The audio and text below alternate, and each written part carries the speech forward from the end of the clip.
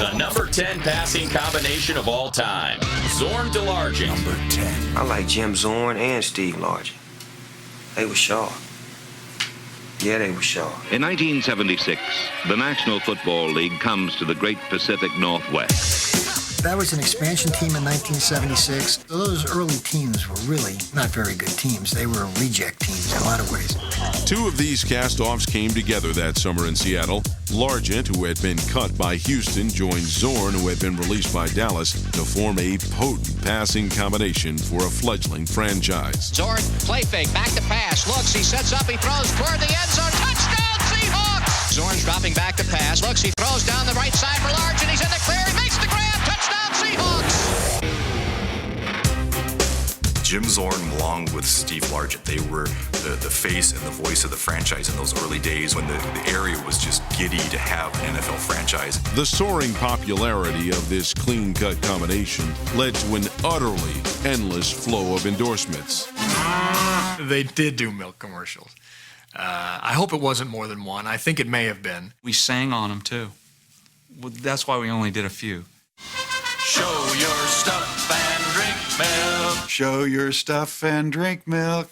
You'll get lots of da-da-da-da-da. It has lots of calcium, protein and vitamin. They were not exactly on the nightlife scene in Seattle, but every ice cream shop opening, they were there. That's the kind of guys they were.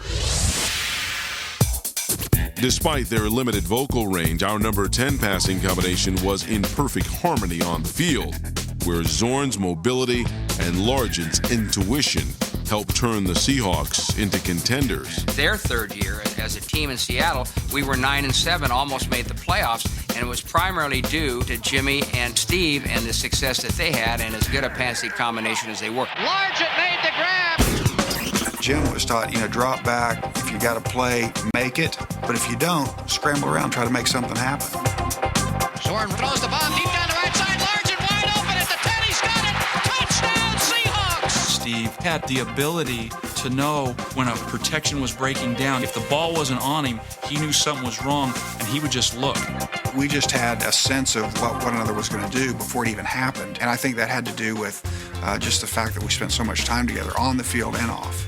So close of friends were Zorn and Largent, they even carpooled to work together, but in a not-so-typical automobile. Jim was very proud of his Volkswagen. He had it for a long, long time. And he took some perverse pride in being able to drive that Volkswagen to the game. Get out of the way! I really liked my Volkswagen. I thought it was really fast because, I like to feel like I'm racing around. Well, you can't really race around in a Volkswagen, but it sounds like you are. Like Zorn's ride, this combination was practical yet dependable. Their success eventually vaulted Largent into the Hall of Fame. Mr. Seahawk retired with more catches, yards, and touchdowns than any receiver in NFL history. But Zorn to Largent will be remembered for more than just numbers. Here's a couple guys that couldn't make it, got cut, and come to Seattle with an expansion team, and were the reason that the Seahawks had the immediate success that they did.